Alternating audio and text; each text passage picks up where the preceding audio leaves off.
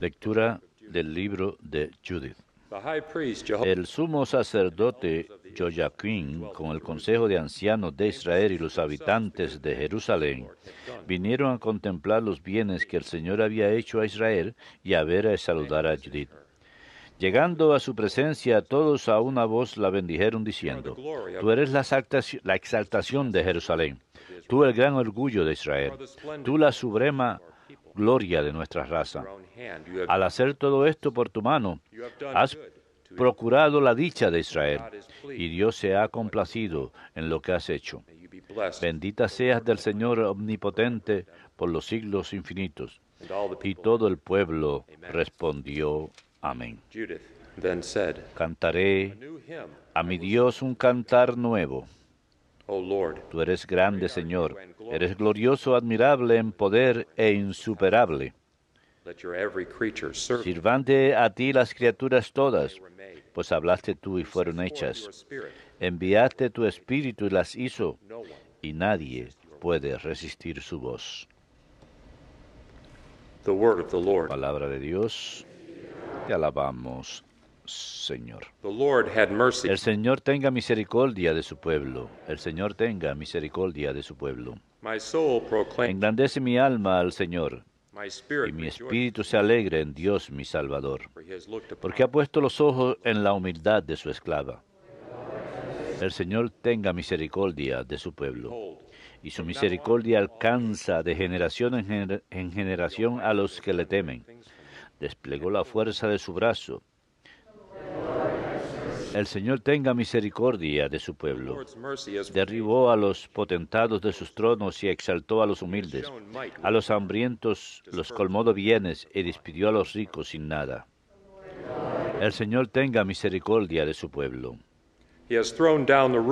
Acogió a Israel su siervo, acordándose de la misericordia, como había anunciado a nuestros padres, en favor de Abraham y su linaje por los siglos. El Señor tenga misericordia de nosotros. Derribó a los potentados de sus tronos y exaltó a los humildes. A su misericordia acogió a Israel su siervo, acordándose de la misericordia del Señor. El Señor tenga misericordia de su pueblo.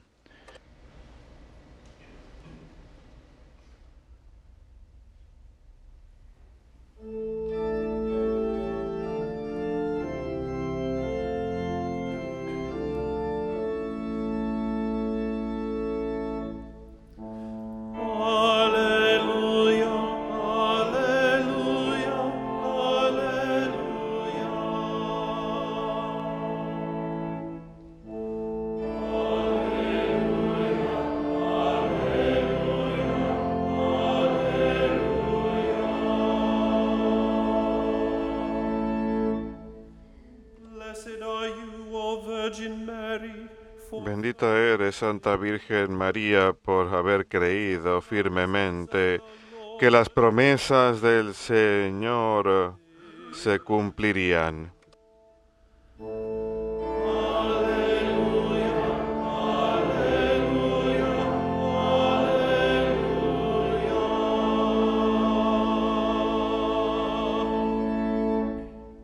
Dominus vobiscum.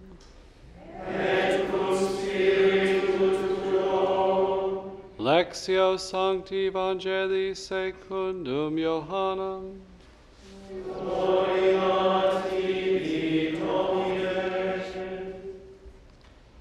Standing by the cross. En aquel tiempo, junto a la cruz de Jesús, estaba su madre, la hermana de su madre María, la de Cleofás, y María la Magdalena. Jesús, al ver a su madre y cerca al discípulo que tanto quería, dijo a su madre: Mujer, ahí tienes a tu hijo. Luego dijo al discípulo: ahí tienes a tu madre. Y desde aquella hora el discípulo la recibió en su casa. Verbum Domini.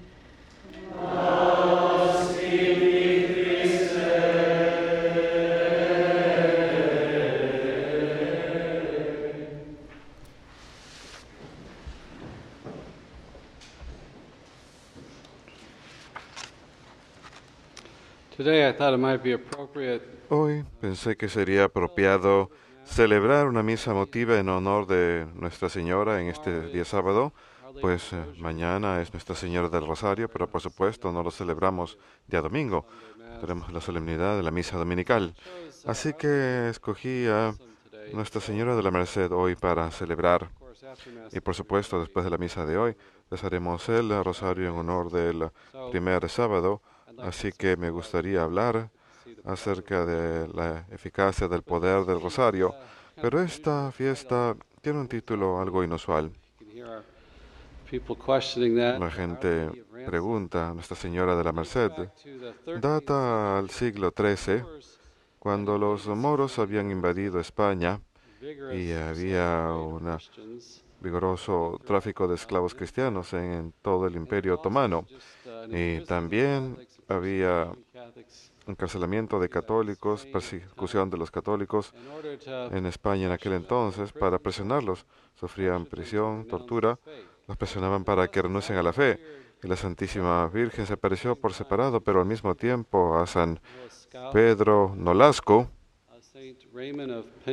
San Ramón de Peñaforte y el rey Santiago I de Aragón, y le pidió a los tres que fundasen una orden religiosa para ayudar a estos cristianos que estaban en prisión o capturados por los traficantes de esclavos, y se fundó la Orden de la Merced. Y solían pedir limosna para pagar rescate a estos esclavos que sufrían prisión, y también solían cuidar las costas de mayor invasión de traficantes de esclavos, e incluso en algunas ocasiones se entregaban a sí mismos como intercambio por los que estaban en prisión por los esclavos, algo increíblemente heroico. Y con el paso del tiempo, los siglos, casi 500,000 de cristianos fueron liberados por la obra de ellos, y la Virgen en esta aparición celebramos bajo este título de Nuestra Señora de la Merced por habernos ayudado en nuestro cautiverio, porque nosotros sufrimos el cautiverio del pecado y la muerte. San Juan 24, todo el que comete pecado es esclavo del pecado, y podemos sufrir esclavitud. Estamos atados por los lazos de la esclavitud del pecado. Sin la liberación que Jesús nos da, somos esclavos. Él nos concede la vida eterna. Sin su gracia, estamos condenados a la muerte eterna. Necesitamos su victoria sobre el pecado y la muerte para liberarnos del pecado original. Y cuando cometemos pecado personal, quedamos atrapados, esclavos, a repetir el pecado. Vemos en Estados Unidos en este momento, lo hemos visto en la televisión y también de forma muy vívida, las grandes tensiones políticas que tenemos, e incluso, diría yo, las diferencias fundamentales de perspectiva global manifiestas en nuestros políticos que elegimos en los últimos días en especial. Para mí ha sido escalofriante ver un líder político defender el aborto, este pecado tan terrible. Puedo entender, todos podemos entender, una madre temerosa escoger el aborto, se siente atrapada, se siente que no tiene otra opción, se siente que se ve empujada a esa decisión, no quiere hacerlo en general, y la misericordia de Dios siempre está ahí, su perdón. Pero es escalofriante ver a alguien que hace política levantar la voz y defender el supuesto derecho al aborto, el robo de la vida humana después de la concepción, cuando la vida ya ha comenzado. La persona tiene su propio crecimiento, incluso su propio ADN, su propio tipo de sangre, algo distinto a la madre. No es otra parte del cuerpo de la madre. Una vida humana nueva ha empezado, y esta clase de personas son negadas a derechos humanos, y se hace de forma tan calmada, incluso pensando que están cometiendo justicia en nuestra arena política. Vemos los efectos de nuestra forma de pensar distorsionada hoy en día. Necesitamos rescate de esto. Necesitamos la luz de Dios la fe para que nos muestre un camino distinto, un camino mejor de cómo vivir de forma humana, una forma que defienda a las personas y no cometa esta atrocidad tan terrible. Así que necesitamos ayuda el día de hoy. Por seguro necesitamos ayuda. Y como creo que estamos en desacuerdo sobre estos valores morales fundamentales, hay tanta tensión. Hemos llegado más allá del punto de tratar de intentar buenas soluciones a problemas comunes. Ahora estamos llegando a perspectivas de la moral fundamentalmente diferentes. Nos contradecimos unos a otros. Necesitamos la luz de Dios para que nos guíe a la verdad. Y la verdad moral existe. Tenemos que descubrirla, encontrarla y hacer que nuestras leyes concuerden con esa verdad moral. Jesús es el que nos rescata. Es su luz la que nos guía. Como la primera carta a Timoteo 2:5 nos dice, Él es el único mediador entre Dios y el hombre. Y es a través de su sufrimiento y muerte y resurrección que tenemos el perdón de los pecados.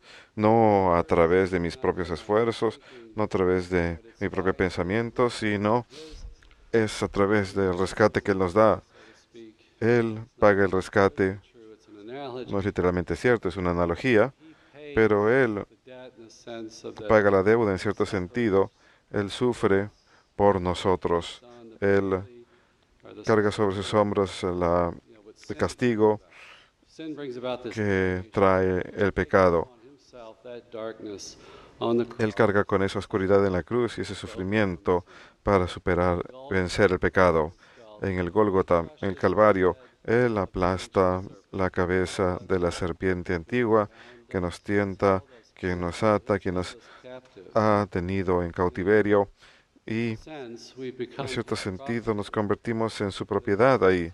Pero en el Evangelio según San Lucas tenemos esa parábola del hombre fuerte que viene y recupera sus posesiones. Alguien había venido y le había quitado esas cosas al hombre fuerte, pero alguien viene y recupera esas cosas robadas. Nosotros somos esas cosas que fueron robadas por Satanás y nos hemos vuelto esclavos del pecado. Jesús nos rescata de ello. Y vemos en esta liberación que nosotros que estamos en cautiverio cooperamos en nuestra liberación mediante su gracia. Podemos rogarle, pedirle ayuda, liberación. Podemos practicar nuestra religión. Podemos evangelizar, anunciar esas vidas nuevas a los demás, las buenas nuevas de la libertad del cautiverio. Podemos compartir las buenas nuevas de Jesucristo con otros. Podemos evangelizar para poder ayudar a otros y ayudarnos a nosotros mismos, como los de la Orden de la Merced hacían por estos cautivos. Y la Santísima Virgen tiene un papel especial en cooperar con nuestro Salvador, con el único y verdadero mediador, de forma extraordinaria. En el pasaje del Evangelio de hoy, San Juan 19, escuchamos que ella estuvo presente al pie de la cruz, mientras que Cristo estaba clavado en la cruz momentos antes de su muerte. Este momento profundísimo, Él le habla a María, se dirige a ella como mujer, le dice, mujer, he ahí a tu hijo. Y a Juan el discípulo le dice, he ahí a tu madre. Mientras Él está obteniendo para nosotros las gracias de libertad, de liberación, Él nos encomienda a María como madre. Ella tiene un papel en sentido espiritual de ser nuestra madre en el orden de la gracia. Estas gracias que Él obtiene para nosotros, ella coopera en la distribución de estas gracias.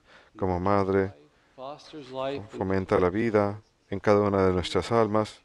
Ella va a tener un papel especial, un papel maternal. Tiene intercesión maternal para fomentar esa vida nueva en nosotros. E incluso como nos dicen los santos, ella tiene un papel en obtener estas gracias, porque ella trae a Jesús al mundo a través de la cooperación de su fe, al creer la anunciación del ángel Gabriel a ella, las buenas nuevas de que ella habría de concebir y dar a luz un hijo. Ella da su afirmación, ella cree, ella permite que esta gran obra se realice en ella. Y ella La vemos en el Evangelio, está presente en diferentes eventos, la fiesta de las bodas de Caná, intercediendo por nosotros, indicando nuestras necesidades y presentándoselas a Jesús. Y es apropiado porque vemos que en la caída tenemos a Adán y Eva, quienes cometen el pecado original. Y la liberación de este cautiverio que resulta a partir de ello involucra a Jesús, el nuevo Adán, y a María, la nueva Eva, para que nos traiga a un comienzo nuevo. Así que, he ahí vuestra madre, ella es vuestra madre espiritual en el orden de la gracia. Su mediación eterna completamente depende de Cristo. Él es la simiente que se menciona en Génesis, la mujer que aplasta la cabeza de la serpiente. Así que todo es a partir de Cristo, pero Él elige utilizarla de manera exaltada para traer esta gracia a nosotros y fomentar esta vida de gracia. Y por supuesto, mediante la gracia de Cristo, ella coopera para adquirir estos dones de redención. A través de ella recibimos este gran amor maternal, esta mediación, esta gracia, y en especial a través del rosario. Es lo que vamos a rezar el día de hoy después de la misa, para acercarnos a ella, en contemplar la vida de Cristo, en los misterios que anunciamos, como Juan Pablo II habla en su documento acerca del rosario, habla acerca de ingresar a la meditación de María. En el Evangelio según San Lucas escuchamos que María meditó estas cosas en su corazón, e ingresamos a ello, a esa meditación, para recibir la gracia de los eventos salvíficos de la vida de Jesús.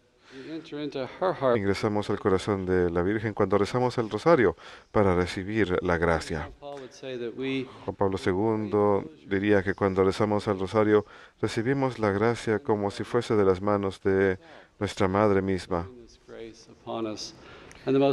y de la forma más tierna posible y apropiada para nuestras necesidades.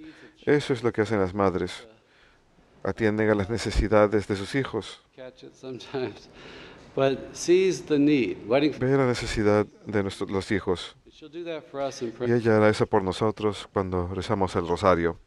La hermana Lucía en Fátima diría que no hay problema que no pueda resolverse a través del rosario. Como ya mencioné, miramos las noticias y vemos problemas tan grandes en la iglesia y en el mundo. Es un tiempo, Lucía diría que el rosario tiene un poder y eficacia especial el día de hoy. Por eso rezamos el rosario y lo televisamos después de la misa, para que la gente lo rece. Deberíamos hacerlo a diario, en un esfuerzo de resolver estos problemas, pedirle ayuda a la Virgen, su intercesión en estos problemas que tenemos. E incluso en nuestra vida personal. Este documento del Rosario de Juan Pablo II menciona, en ese momento ya tenía como 25 años en su papado, y él habla acerca de los problemas que él había enfrentado personalmente como Santo Padre, y sin embargo podía reconocer cómo el Rosario lo había sostenido en su ministerio durante esos 25 años cuando escribió el documento. ¡Qué afirmación tan grande! Este hombre es un verdadero místico, un verdadero contemplativo. Sostiene el rosario para nosotros, para que lo recemos, y dice: esta es la fuente de mi fortaleza y esperanza. Una sencilla oración pidiendo la ayuda de la Virgen, que nos lleva a la esencia del Evangelio, para que meditemos en Cristo, sus misterios, para que recibamos la gracia. Necesitamos la ayuda de Dios, y la Virgen nos ayuda a recibirla y abrir nuestros corazones a su gracia en nuestra vida.